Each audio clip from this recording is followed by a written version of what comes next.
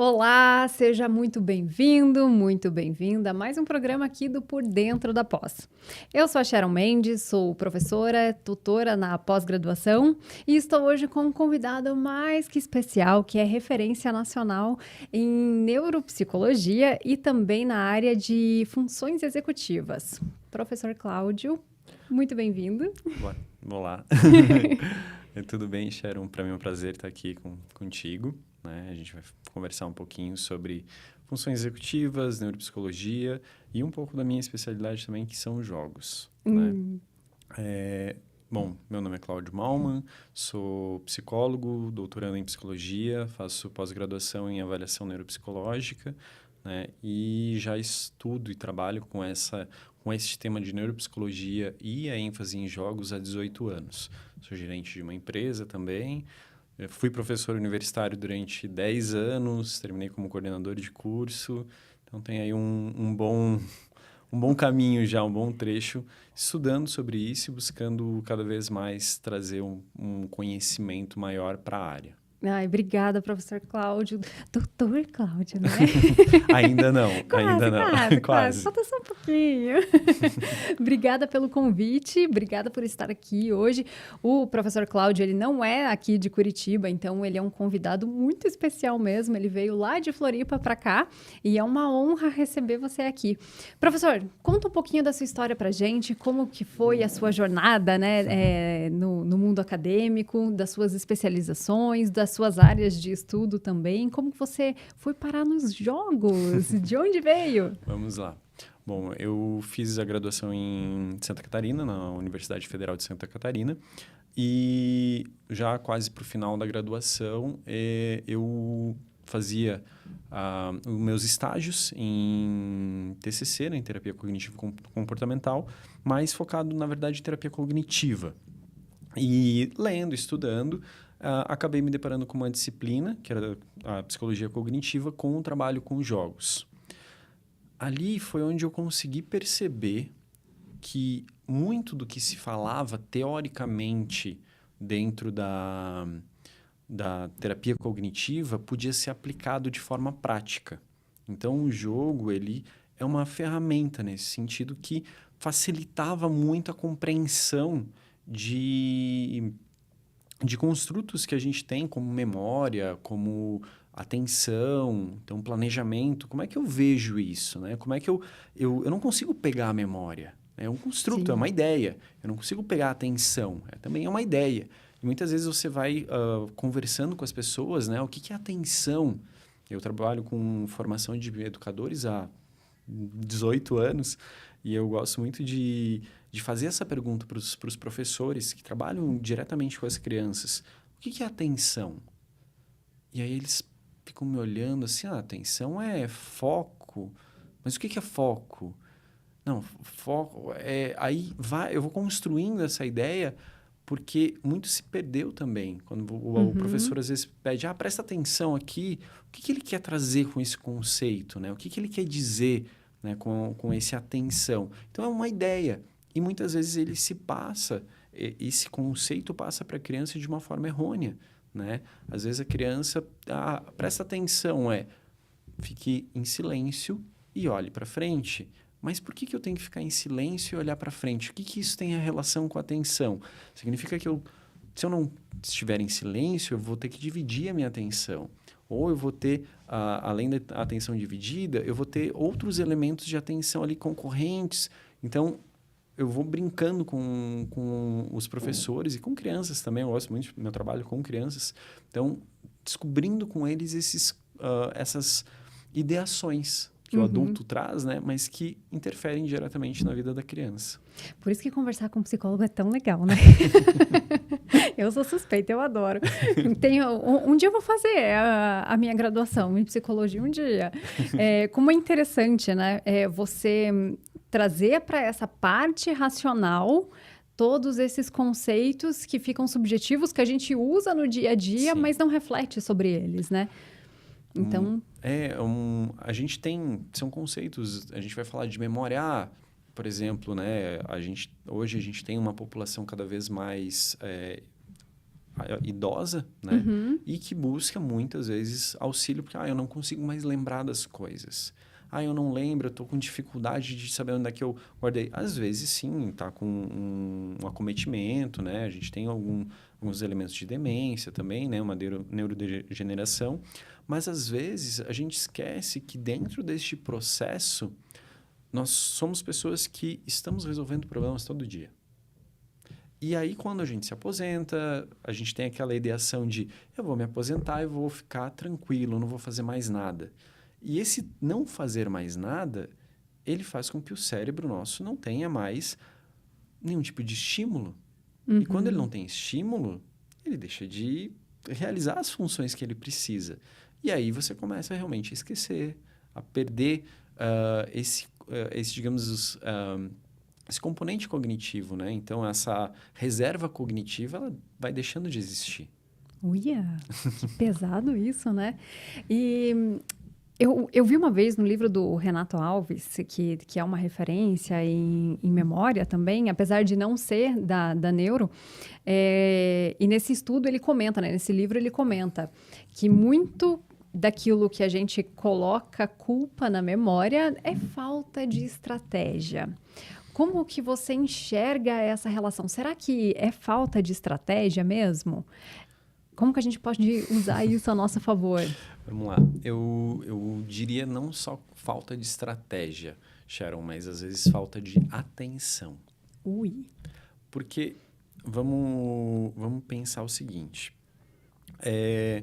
Eu tô com um problema eu não lembro onde eu deixei tal coisa. Ou eu não consigo lembrar os meus compromissos, né? Primeiro, eu estou tendo clareza dos meus compromissos, eu presto atenção quando eu organizo eles, né? Quando eu agendo. Né? Não, eu preciso fazer tal coisa, tal coisa, tal coisa. E aí, você precisa fazer você precisa ir no mercado. Mas você pensou sobre isso? Ou você prestou atenção que você precisava fazer isso? Ou quem te pediu no momento que você estava fazendo outra coisa, né? E aí o planejamento da memória, eu tive um professor durante a graduação que ele dizia o seguinte, eu não preciso lembrar as coisas, eu preciso anotar o que eu preciso fazer para não esquecer as coisas.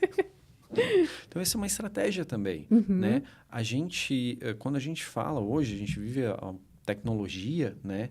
E a gente tem esse papel de muita informação. Nosso cérebro não é multitarefas. Ele vai alternando a atenção para essas tarefas. Só que são muitas tarefas. Sim. E alguma coisa se perde.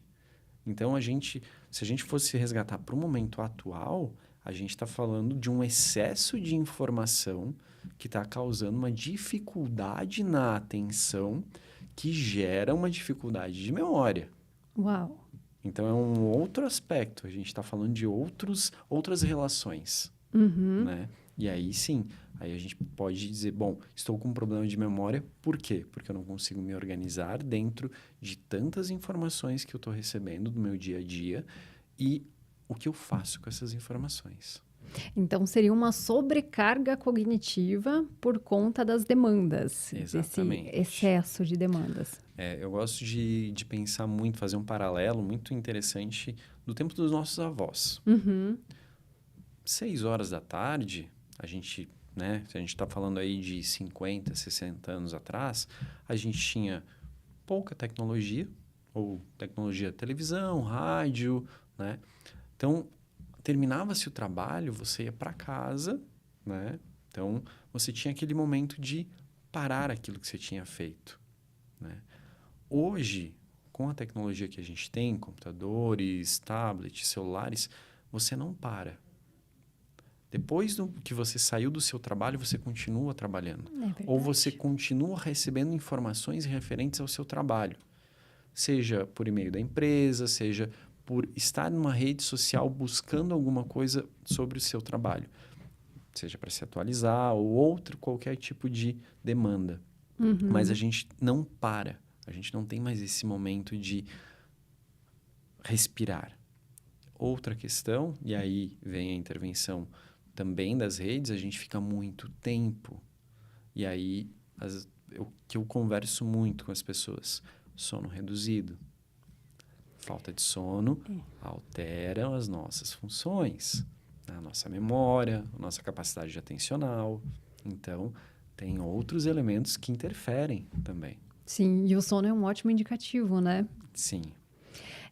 Você comentou dessa multifuncionalidade ou Alternância de tarefas. Porque nós não somos multifunção. Multifocais, né? Porque eu tenho escutado bastante isso, sem referência agora, né? Dentro das redes sociais mesmo, falando desse novo comportamento do ser humano de ser multifocal. Pode ou não pode, Arnaldo? Isso é verdade?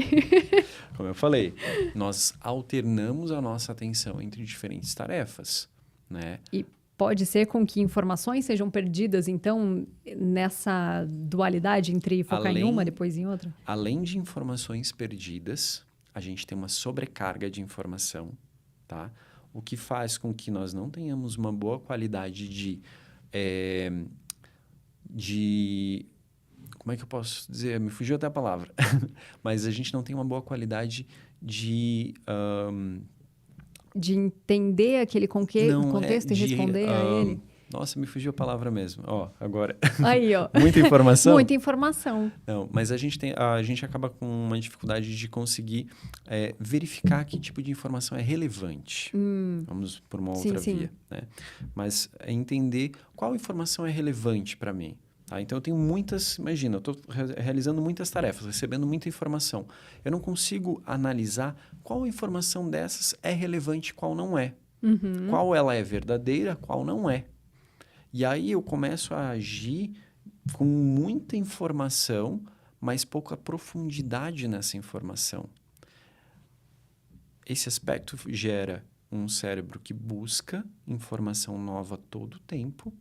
Então, eu preciso estar sendo estimulado a todo tempo, o que faz com que eu tenha uma maior possibilidade de frustração, uma menor possibilidade de conseguir focar num trabalho mais longo por um período maior de tempo, porque eu preciso de estímulo.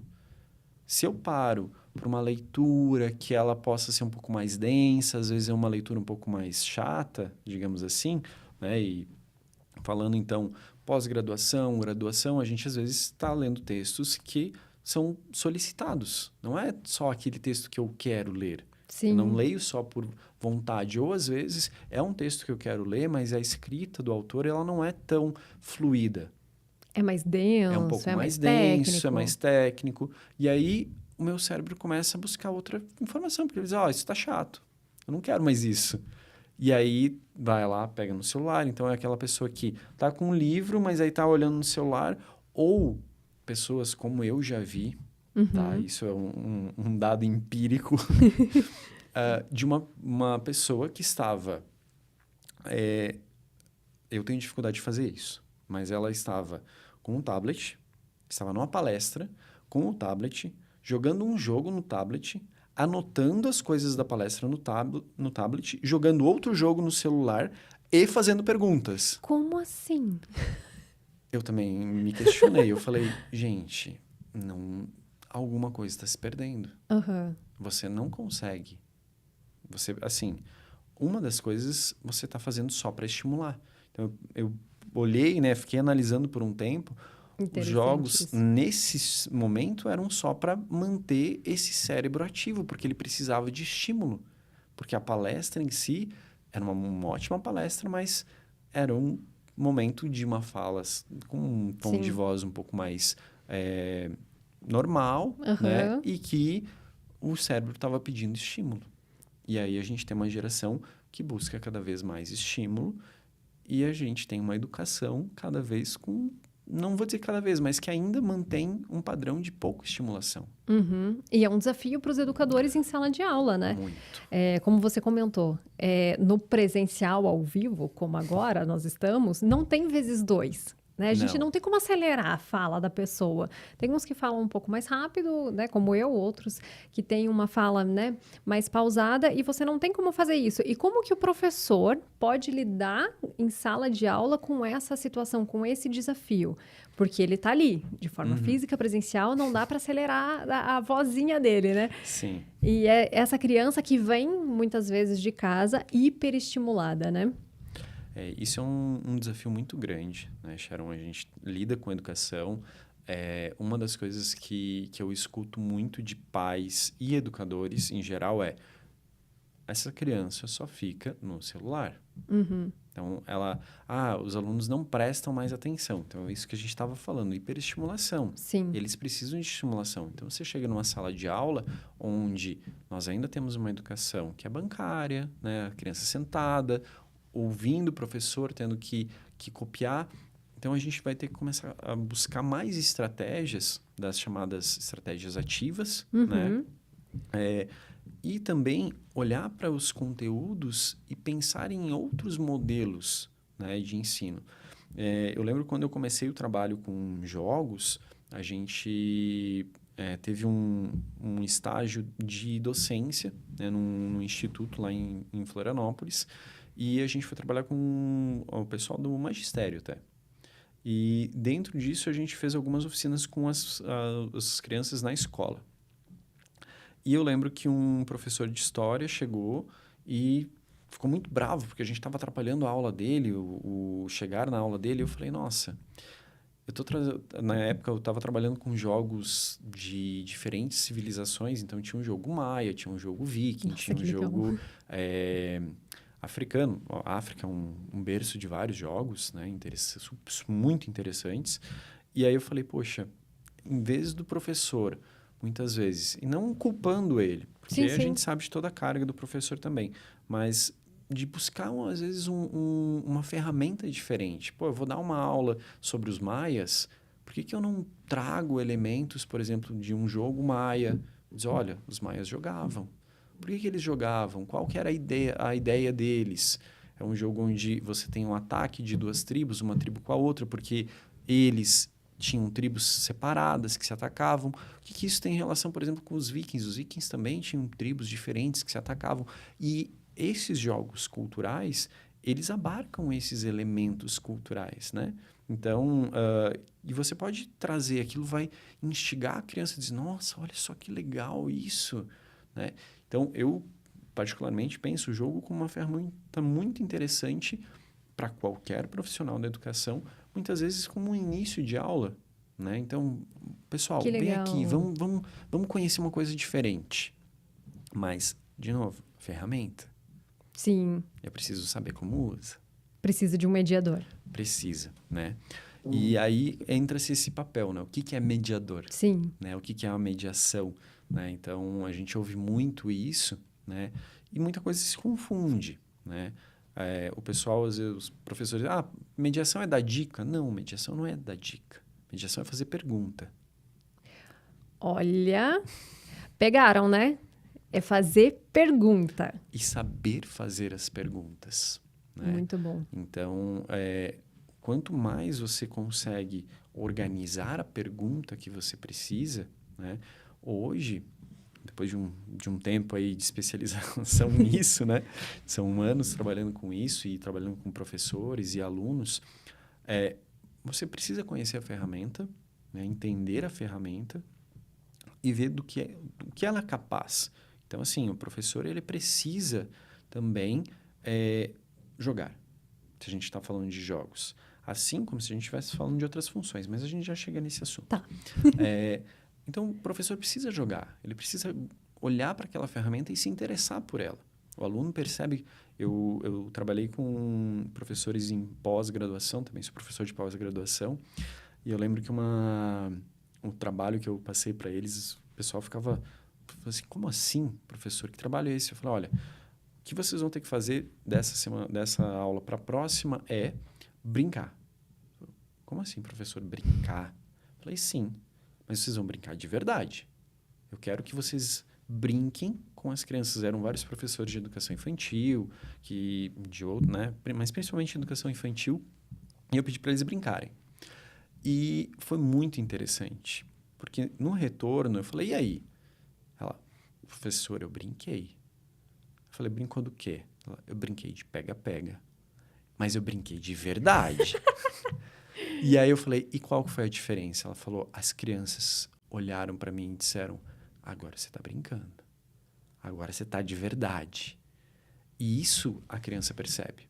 Né? Eu trabalho com pais, então, na empresa, uma empresa que comercializa jogos. Sim. Vejo muitos pais lá, eu quero uma ferramenta para tirar meu filho do celular. Vou levar um jogo. Mas você vai jogar? Não, é para ele. Eu falei, não leva. Não vai funcionar. Porque ele quer. O teu filho, ele não quer só um jogo, ele não quer um objeto, ele quer presença. Nossa. Ele quer que você esteja presente. E aí é o momento onde vai te dar abertura para diálogo, para questionamento. Ali naquele momento. Por quê? Porque você vai largar todas as outras coisas que você está fazendo e estar presente. Mediação é estar presente. É estar atento ao que está acontecendo para poder formular as boas perguntas. Senão, você perde. Se você estiver numa relação ali, você e teu filho, você brincando, jogando ou conversando e você estiver no celular, você está perdendo informação. O multitarefas não existe. A gente perde informações importantes, sejam elas verbais ou não verbais. E como a gente está perdendo, né? Essa análise, esse olhar, né, para aquilo que não é verbal, para essa linguagem corporal e de outros sinais também, né? Mas eu quero fazer aqui uma ressalva. Vocês, educadores, anotaram, né? Tudo que o professor Cláudio trouxe aqui. Então, iniciar a aula com jogos pode ser uma excelente estratégia para trazer o aluno para o momento presente, mas você, como professor mediador, também tem que estar presente. E como é que eu estou presente? E aí? Era a pergunta que eu ia fazer. Adivinhou? Isso, é o estar presente. A gente falava, né, antes de funções executivas, né? A neuropsicologia, ela trabalha muito com essa noção de funções executivas. Tem um livro muito bacana, eu não me recordo o título dele agora, mas ele começa o livro falando exatamente sobre isso. Como nós, enquanto educadores, enquanto professores, chegamos em sala de aula. Você já parou para pensar? Daquele jeito, talvez, né? Pois é.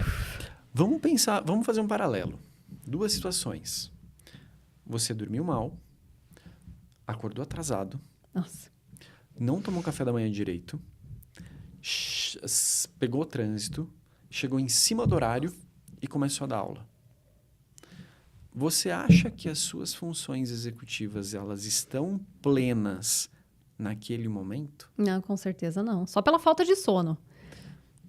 E todo o resto só aumenta, né? Exatamente. Agora, por outro lado, você conseguiu dormir bem, dormiu as horas necessárias, conseguiu tomar um café da manhã, chegou com tempo, porque você dormiu bem, conseguiu tomar café da manhã, saiu no horário, conseguiu chegar, respirou antes de entrar em sala e depois entrou.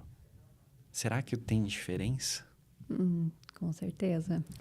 Então, neste caso, as nossas funções executivas também interferem em como a gente dá aula.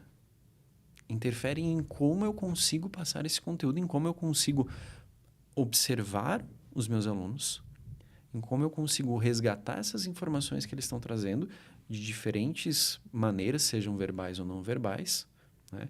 E a partir disso, analisar e tomar um rumo. Porque se eu não estou com as minhas funções plenas ali, presentes, se eu estou em sala de aula pensando no que eu tenho que fazer amanhã, no final de semana, eu não estou presente. Se eu não estou presente, eu estou perdendo informação. Se eu perco informação, eu não consigo. Aí eu vou para aquela aula do papelzinho já, né? Do slide pronto, repito, reproduzo. E eu não vou trazer uma discussão para o aluno. Eu não vou fazer ele refletir sobre aquilo. Olha que interessante, né? Todo o estado e a saúde também, né? Desse profissional que está indo para a sala de aula e não só aquele momento fechado dentro do horário de trabalho, né? Exatamente. É o ser humano inteiro, englobado. Nós não temos como dividir, né? Assim, já é clássico isso, né? Mas a gente não divide o nosso corpo da nossa mente. Não tem como eu dizer, não, eu consigo dar uma excelente aula tendo dormido muito pouco. Você não vai conseguir. Se você não está bem com o teu corpo no sentido de estar descansado, estar alimentado, você não vai chegar no pleno. Você vai fazer? Vai. Eu não estou dizendo que você não vai conseguir dar aula. Você vai, mas não é a melhor aula. Não é, você vai perder momentos ali dentro. E você comentou agora há pouco da aluna que brincou de esconde-esconde, né? Então, como que esse brincar, ele pode ser benéfico para a saúde do nosso cérebro, para a nossa saúde mental? Como que isso funciona? Vamos lá. A brincadeira, ela vai se modificando, né? À medida que a gente vai envelhecendo, digamos assim, ou amadurecendo, né? Tendo um desenvolvimento neuropsicológico, as nossas brincadeiras vão mudando. Então, aquela primeira brincadeira do eu em primeira pessoa, depois eu passo para uma brincadeira em terceira pessoa, né? Que é bem interessante isso, esse movimento ali dos 3 anos, onde a criança deixa de ser ator para passar a ser um espectador. Né? Bom, você tem filha, né, Sharon? Eu também tenho. E provavelmente você já percebeu dela brincando, resgatando enquanto ela era o sujeito e depois como ela começou a brincar de boneca. Então, ela fazia os cenários. Então, esse é um primeiro deslocamento que ela tem. E olha só que interessante isso, né? Você observar esse movimento do brincar. E ele vai se constituindo... Tem alguns autores... O Huizinga é um autor clássico, né? E ele vai falar do Homo Ludens, então esse brincar em sociedade. A gente tem outros autores que defendem o livre brincar, tem outros autores que falam do brincar com intencionalidade, o mediado. Eu tenho algumas ressalvas a cada um, né? A questão do livre brincar, por exemplo, eu entendo que é difícil a gente chegar num livre brincar. Por quê? Porque teria que ser destituído de toda a intencionalidade social. E os nossos espaços hoje são socialmente pensados. Um parque, ele é pensado para ser daquele jeito. Então, o nosso meio nos molda. E aí, a pergunta que você traz de como eu posso manter esse brincar, o brincar ele vai se modificando. E o adulto brinca também, mas de uma outra forma. Às vezes, o brincar do adulto é a dança, às vezes, o brincar do adulto é a música, né? Às vezes, o brincar do adulto é o jogo, né? Um jogo de forma saudável. Tá? E eu acho que isso é importante a gente trazer também. A gente já tem hoje, dentro do DSM, uma classificação, né, de adicção em jogos. Né? Então, é importante trazer que há problemas ligados aos jogos, mas também os jogos podem fazer um papel social muito interessante. E aí... Não necessariamente somente os jogos de tabuleiro. É que os jogos de tabuleiro, na minha visão, tem um componente essencial que é a presença do outro. Né? O jogo online, ele acaba fugindo um pouco disso. Né? Eu posso jogar de uma forma mais solitária. E o jogo de tabuleiro, eu preciso do outro. Né? Então, eu estou em relação. Né? Eu acho que isso é um ponto importante. Mas o brincar, ele pode ser de várias formas. Você pode estar cozinhando, fazendo uma atividade que para você é agradável. Né? Ela pode se tornar uma brincadeira. Tem um documentário bem interessante chamado Tarja Branca. Não sei se você já ouviu falar. Não. Bem bacana. E ele fala sobre... É do mesmo grupo que fez o Criança Alma do Negócio. São 2 documentários pequenos, devem ter aí nas plataformas em aberto. O primeiro fala sobre o consumismo na infância. É bem antigo. Né? É bem antigo. Um tema bem atual também, né? Continua sendo atual, mas é um documentário um pouco mais antigo. E o Tarja Branca fala sobre esse processo do brincar ainda no adulto. Que nós hoje tomamos muitos remédios tarja pretas. Nossa. E a tarja branca é justamente onde a gente se libera. Onde a gente se permite brincar. Porque a brincadeira é isso, é o se permitir. E o adulto entende que o brincar é algo não sério. O brincar tomou esse aspecto. Então, para de brincadeira. Fala sério. Ah, tá só brincando. Ah, você não trabalha, você só brinca. Só que a gente esquece que se eu olhar para uma criança brincando, eu não vou ver só riso, eu não vou ver só alegria. Pega uma criança que passa aí 3 horas tentando montar um brinquedo e não dá certo. Ele estava brincando, ele estava tentando construir alguma coisa, mas nem sempre ele está feliz. Brincar não é sinônimo de felicidade. Ele pode te gerar felicidade, mas ele não é sinônimo. Olha só que interessante. Nunca tinha parado para pensar desse jeito. Exatamente. A gente pensa sempre que, não, o brincar ele fica como, não, é uma fase de preparação para a fase adulta. Uhum. Não, é uma existência. A criança está existindo ali. Né? Uhum. Ela está desenvolvendo as habilidades, as potencialidades dela ali. Né? É engraçado isso que uma vez eu levei um puxão de orelha da terapeuta da minha filha. Porque ela tinha colocado as bonecas na sala e todo aquele contexto, aquela bagunça que no olhar de mãe e com a minha leve ignorância era uma bagunça, né? Então juntei tudo, ela foi para a escola, juntei tudo e guardei. Fim. Ela ficou louca, ficou muito brava. Por quê? Porque aquilo não era só uma brincadeira, era um projeto. Então, conversando com a terapeuta dela, ela falou, e se pegassem o seu computador e fechasse, apagasse todos os arquivos, como que você se sentiria? Que é o que a criança sentiu naquele momento, que minha filha sentiu naquele momento, né?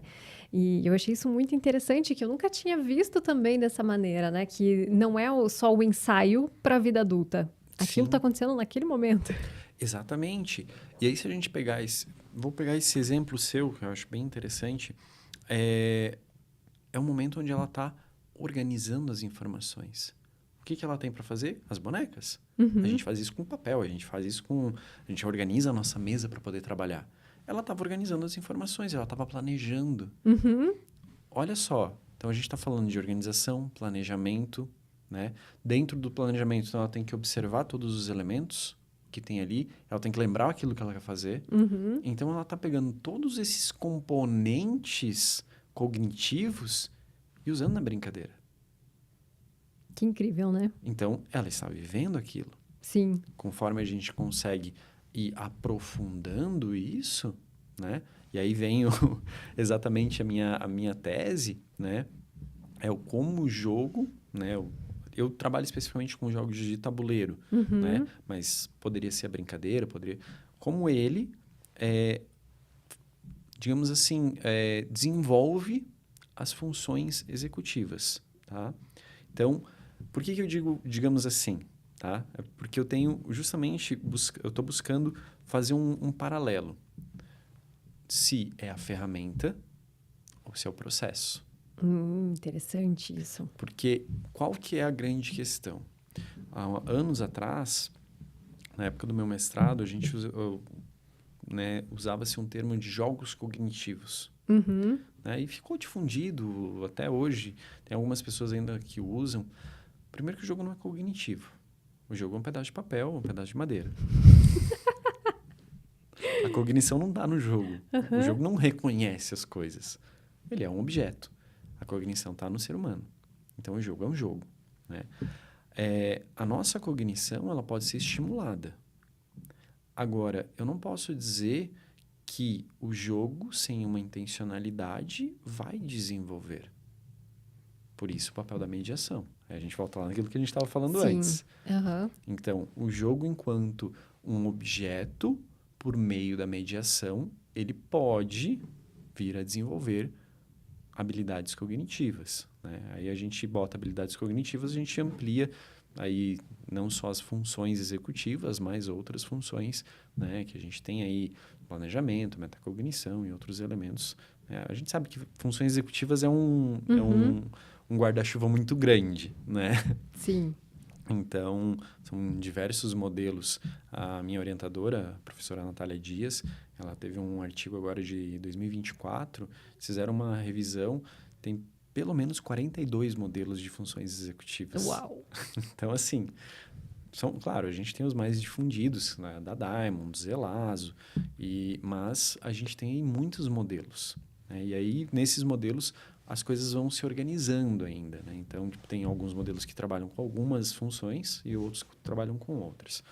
Mas, voltando, então, justamente, é o jogo que faz o objeto ou é o processo? É uma discussão filosófica antiga, né? É o martelo que moldou o homem ou o homem que moldou o martelo, né? Exatamente. Mas é nesse processo, né? Entender isso. A minha tese vai nesse caminho. Então, a gente está fazendo uma pesquisa experimental, no modelo experimental mesmo, né? Grupo experimental, grupo controle. Tentamos uma randomização. Então, para um grupo a gente conseguiu, agora a gente vai ter que voltar uns passinhos atrás, mas são os percalços do modelo experimental. E está tudo certo, né? E justamente é isso. Entender qual é, né? E por que eu tenho ido para esse caminho? Terminando uma revisão sistemática agora, poucos estudos no mundo. No mundo, tá? Empíricos. Nossa. Que trabalhem com funções executivas. Então, a gente está falando aí de 7 estudos. No mundo. No mundo. Resgatando. Sim. Tá. Em diversas línguas, tá? A gente teve... acabou saindo do modelo, mas a gente estava avaliando uma em turco. Nossa. E foi muito interessante, assim, mas ela acabou caindo fora porque ela não ligava diretamente com funções executivas. Mas por que eu falo isso, né? Por que é importante? Porque é uma ferramenta muito utilizada tanto por psicólogos, quanto psicopedagogos, quanto pedagogos, educadores em geral usam a ferramenta. E aí, essa é a preocupação de dizer, olha, você está focando às vezes na ferramenta e esquecendo do processo. E é muito comum isso, eu vejo muito isso. Então eu preciso de ter materiais. Você tem o material, né? A brincadeira do martelo, né? Se você sabe o que você quer fazer com o martelo, ele funciona. Se você não sabe fazer com o martelo, ele não vai servir para muita coisa. Sim. Pode servir para coisas que ele não foi feito, né?